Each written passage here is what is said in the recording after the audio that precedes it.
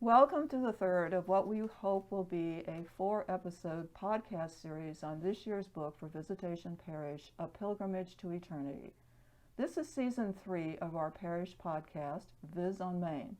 Today's unedited episode will focus on the specifics of undertaking the pilgrimage experience that Tim Egan, Pulitzer Prize-winning journalist for the New York Times, writes about in his book. Joining me today is Mary Spence, educator, visitation parishioner, and pilgrimage veteran. I'm Lorraine Gordon, a member of the Visitation Faith Formation Team. Mary, I want to begin by thanking you for coming and joining me in this conversation. And I want to begin by asking you this question. While Tim Egan chooses the Via Francigena, the pilgrimage route from Canterbury to Rome, you chose the Camino de Santiago, the route from Saint-Jean-Pied-de-Port in France to Santiago de Compostela in Spain.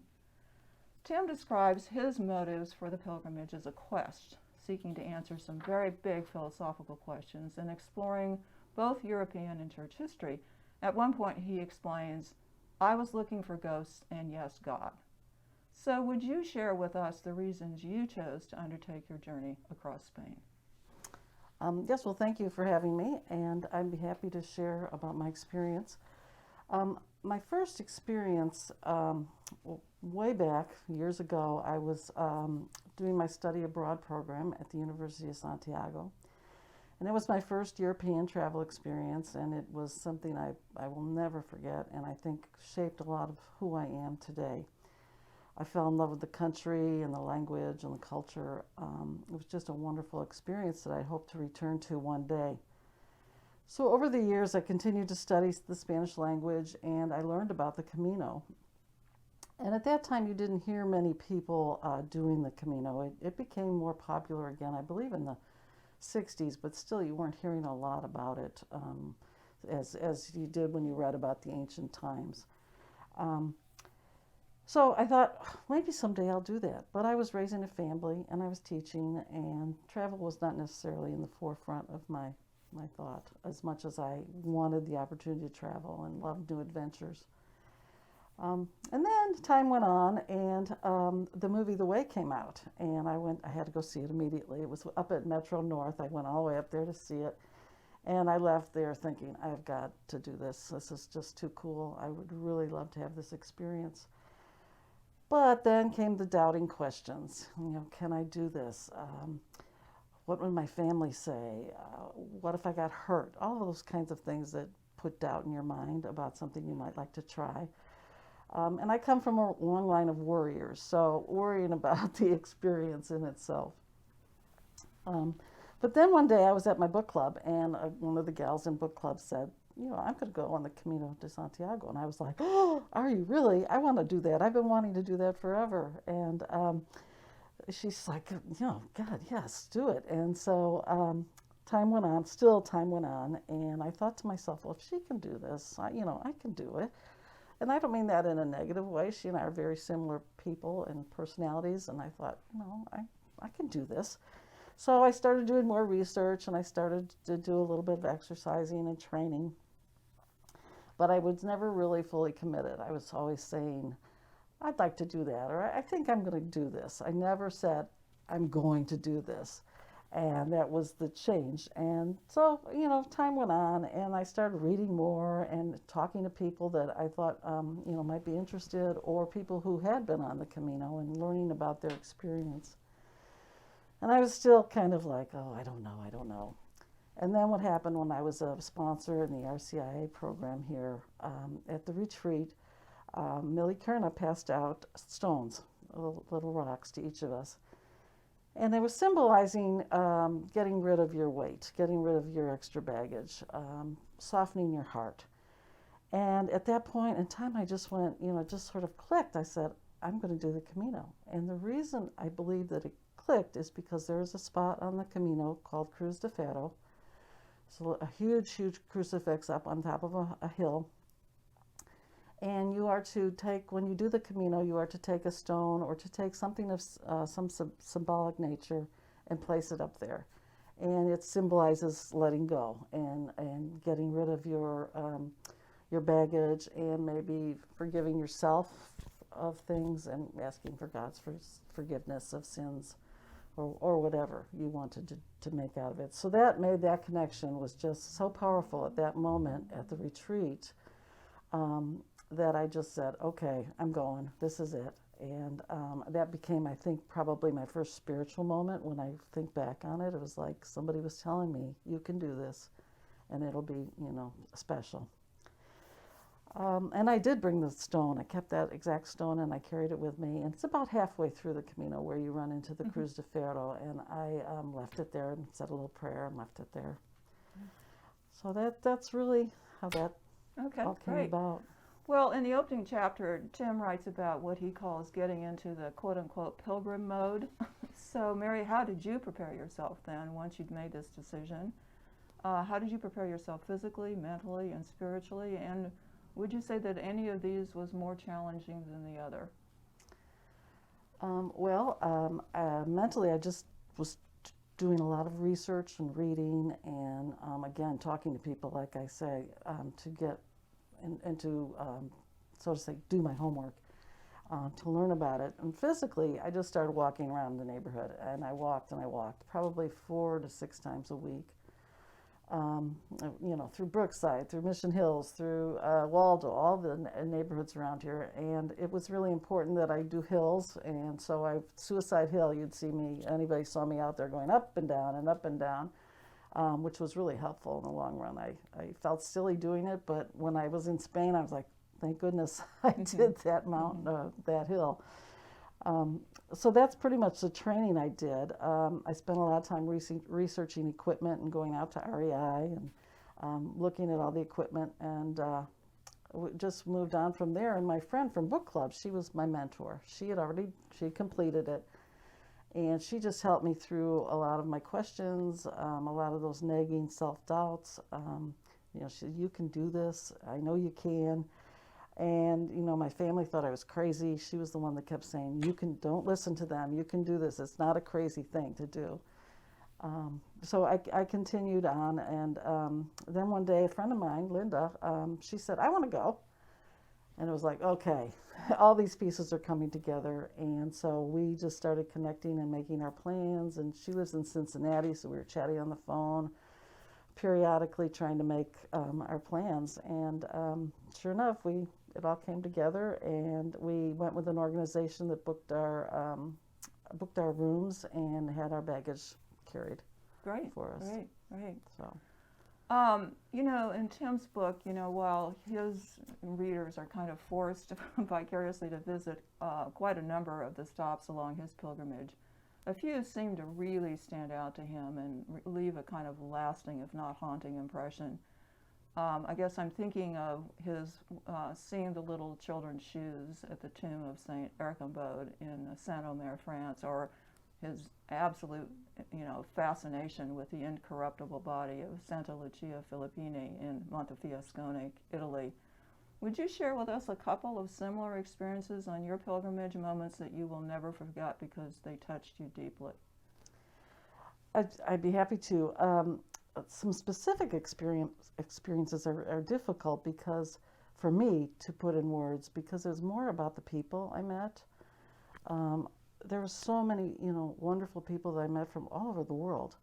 I've listed in my book all the names of the people and the countries that they came from, and that was really a very special experience where, we encouraged each other, we shared stories, we got to know each other.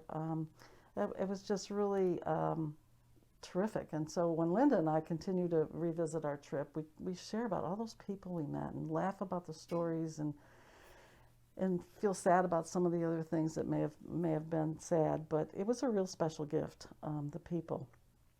And we often spoke about, wouldn't it be wonderful if our world leaders together did something like this?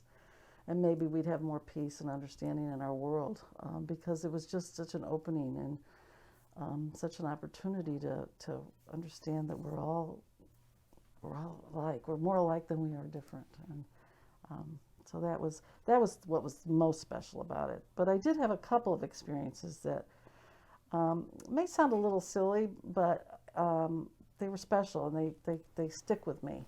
And the one of them was my friend Linda could only do half the trip. And so when she left, I was really sad. We both had this tearful goodbye, and she had other responsibilities at home, so she could not do the whole trip.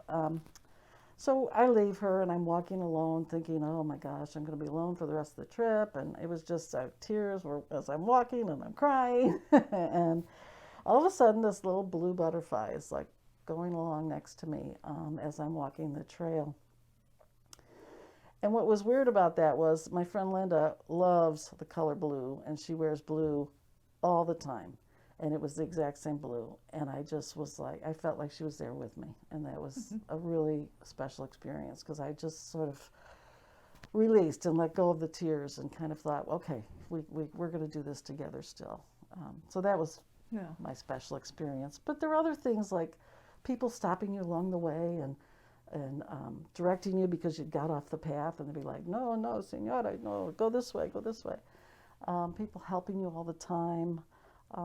Just different experiences like that. And also, along the way in a lot of the churches, they have what they call a pilgrim mass. And so in one particular church, the priest, after mass, called all the pilgrims up to the altar for a special blessing. And when it was my turn, he puts his hands on your head and he prays over you in Spanish. I didn't know what he said. But I just started to cry, and I just had this feeling go through me that was just odd, just sort of weird feeling, a kind of a chill. And I just thought that was sort of a special moment that that will stick with me. I think it gave me strength to, you can do this alone, you can do it. Those sound like really great experiences, and it's great that you have someone now that you can call up and say, do you remember, even though these particular ones occurred, were you by yourself for the second one as well, or were you with Linda? No, the second one I was by myself as well. Okay. Yeah. But that's great you have someone to share those experiences with. Yeah. Well, speaking of people, I think in the book we certainly see that Tim has several people that he encounters that really enhance his pilgrimage, and one of them occurs at the St. Bernard Pass with a Benedictine who reminds him, what Benedict says, which is to keep your ears open and listen. And then he has this great conversation with Stefano, the Italian psychologist, who goes on these pilgrimages, he's done more than one, and who remarks, I always discover something new about myself when I leave. I never look at the world in the same way. And I think even his debates with his son and with his wife and with his daughter, those are all kind of energizing for him. Since all of these occur thanks to encounters with a variety of fellow pilgrims, would you recall for us any exchanges or encounters with other pilgrims on your Camino that remain memorable to you to this day? Well, my experiences, I think, are different than his in many ways. But I do have, the people I met were just so wonderful. When Linda and I parted ways, I just sort of ran into this couple from Holland, and they sort of took me under their wing. They knew I was alone, and we didn't walk together, but we'd run into each other here and there, and we'd have a meal together. And they will continue to be in my heart because I just felt like they were there to guide me or to look over me, and it was really wonderful. And we still were Facebook friends now. And another thing that happened was I was walking alone one day, and I stopped in this little town to peek in this church that happened to be closed, but I'm looking in the windows, and I hear these people coming up behind me singing happy birthday. Well, it was my birthday that day, and I was all alone, and all of a sudden these people are standing, I didn't know they were there, and they're singing happy birthday. Well, they learned it from Facebook that it was my birthday, but it was just sort of, it was real sweet, and it was just kind of, one of those things that just stays with you, and it was special. So then there was another gentleman, and he was from Cape Cod, and in all honesty, I felt him to be a little different, a little odd, if that's okay to say, but I would run into him everywhere, in the churches, in cafes, in different albergues we stayed in. He was always around, always there, and we'd chat every now and then, and we'd take, pictures for, each other. So take my picture in front of this monument, or, that type of thing. But what happened was, that was stuck with me, is when I made it to the end and I went to Mass in the cathedral, who do you think was reading the readings? This, this man is up in this gorgeous cathedral. He's up in this beautiful altar reading, and I'm in perfect Spanish. And I was like, oh, what? Are you kidding me? Where did you come from? Who are you? And it was just such a shock. And so afterwards, I did run into him again in town after Mass. And I said to him, well, how did you happen to be, invited to read at church in the cathedral? And he says, I just went and asked. He said, actually, I read in several different churches along the way. I'd stop for Mass and I'd read. And I was just like, wow, that was really cool. and I just felt like maybe this man was in my life for a reason. And those are clearly that was a special moment, right? It was when I saw him totally unanticipated. Altar. I was like, oh. So, and then one other experience was my very last day of walking, and I met two women from Kansas City, and that was really strange because I met people from all over, but nobody from Kansas City, not even the state of Missouri. And so that was neat. And so we walked together the last day and walked into the plaza in front of the cathedral and stopped and shared a beer. And I don't think I'll ever see them again, but they'll always be in my heart. It's just sort of a special thing. Sure, yeah, sure. So.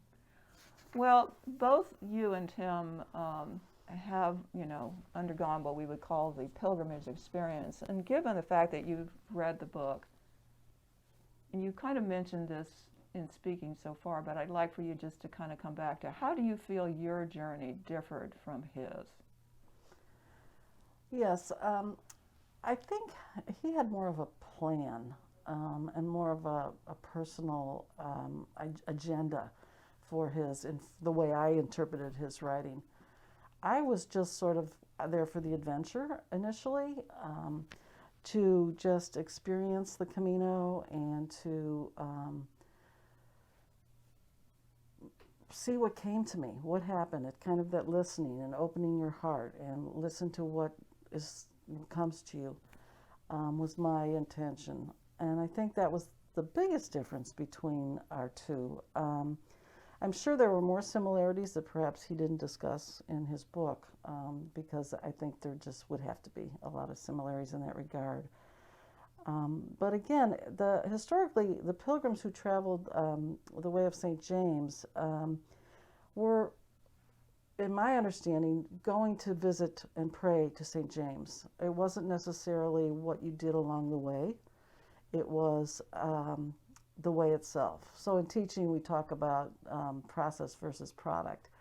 I feel like I was in it for the process to just see what happens. I felt like he had a mission, that he wanted to find out certain things. He was questioning his faith, where I felt like my faith guided me. Right, I think at one point he says, he kind of hopes the path will reveal something to him, but you're right, he really is super organized, and, you can tell by the places he visits, mm-hmm. the way he kind of goes off the route mm-hmm. and comes back to it, that he's done an enormous amount of research ahead of time.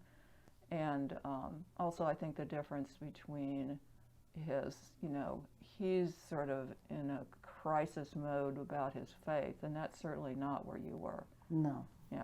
No, I think that was the major difference, and sure. I think we just had different goals for our journey. Yeah, sure. And did you sense that was also true among the other pilgrims, that they had different, because you can, like in his book, he talks about the guy who's coming to get in shape while his wife is really serious about sort of the spiritual component of it. Did you get that too? Oh, yes. I met another couple from Holland, and both of them had just recently been diagnosed with cancer. They were really special people, and they were just going to see what came into their life, because they've just had these rough diagnoses. So yes, and there were people who did it for exercise, and there were people who did it for trying to find their faith and find God in their life. So yes, very much so. Was there a range of age that you can remember? Yes, generally I'd say that there were younger folks, younger kind of maybe college or just out of college age, who had the time and were doing their, sort of year of abroad. Yeah. And then there were people more my age group where you maybe retired and had more time to take this journey, especially for the Americans, because it's such a long trip. A lot of the European folks would do weeks, like they might come and do 5 days and do part of the journey and then do another 5 days next year and so on, because it's easier to do when you're right there. So yes, there are many, many different experiences, people with different needs and wants from the Camino. Sure.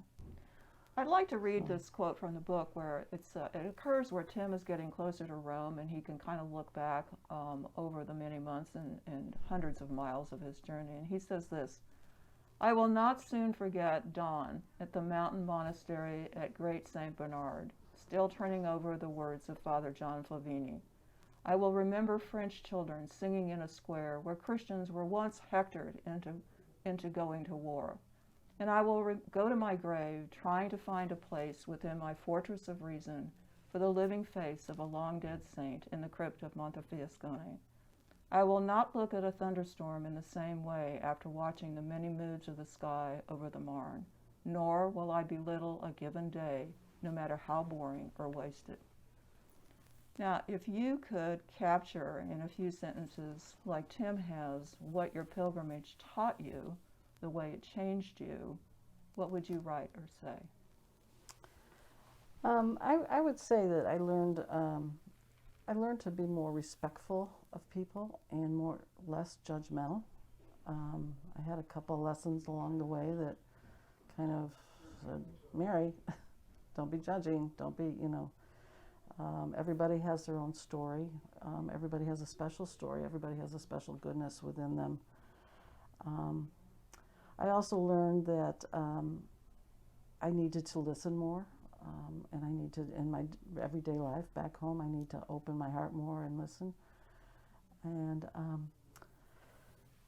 don't sweat the small stuff, kind of. I think I'm a little calmer person now, and I'm still, like I say, I'm from a long line of worriers, but I don't worry as much now. I know that I have a stronger sense of God in my life, and to turning things over to God. And then I also learned that I'm strong. I'm stronger than I ever thought I was. I did it. I walked 500 miles across the country. It just blows my mind still to think I did that. Right. And I do have some memories like he had, just as walking in the wildflowers are so beautiful. The Pyrenees, spectacular. I mean, the weather we lucked out with the weather. And just some beautiful, beautiful scenery. The road trees across the Meseta, the trees are all planted perfect rows, and you just kind of get mesmerized and caught up in that patterning, I guess. Things like that, vineyards, and then again the people. That's the most important thing I think that came out of it. But yeah, I have some of those as well. When you'd return from your pilgrimage journey to the life back home with your family and friends and colleagues that you probably hadn't seen for a while, did you find it easy or challenging to explain how transformative this experience had been? It was difficult. It was very challenging. It's hard to put it in words. It's something that you feel inside, and I had a hard time expressing it. Some people just had no clue as to why I would ever want to do something like this. Other people thought I was doing it for the exercise. Well, did you do the whole thing? And those kinds of questions. And some people understood, and but it was hard. It's hard to share something like that. And part of me didn't want to share it either because it was so special. I thought, well, that's the selfish part of me. But this was really cool, and I don't know how much of it I want to share, Sure. but I did. And, my family still, they could tell from my pictures and things that it was a special experience, but I don't think they could feel what I felt. Is there like a cadre of, Pilgrim veterans that you can kind of talk to? Does this go beyond the actual experience in which you continue to, even as you went through this period of like coming home and going back to the life you had before, were there people you could talk to who here in Kansas City or online or Facebook or whatever who kind of like, yeah, they don't get it?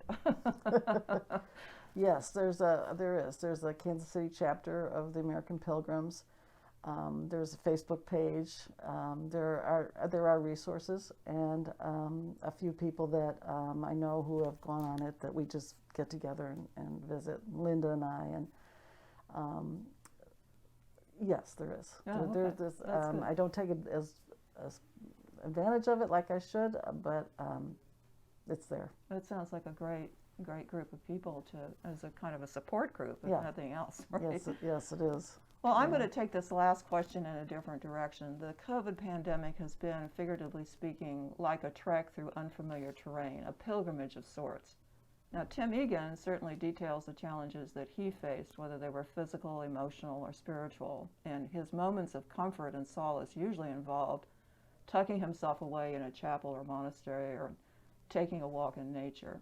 What for you have been the challenges these last months, and what places or moments of refuge or comfort have you been able to experience? Since I've been home, or since? I'm really talking about the pandemic, kind of using the pandemic as a period of really traveling through landscapes we'd never imagined going through. Wow, that's a tough one. Well, they say the Camino is a third physical, a third mental, and a third spiritual. And in relating that to the COVID experience, obviously physical is obvious. The mental challenges of the COVID, I think, have been the most difficult for me.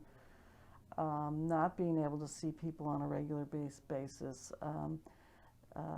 Just the socialization of just chatting at the grocery store, those types of things are really hard for me. And as you probably tell, I love to travel and have not been able to do that as well. I'm itching to go somewhere. So those things mentally challenging. Spiritually, I've had to reflect a lot.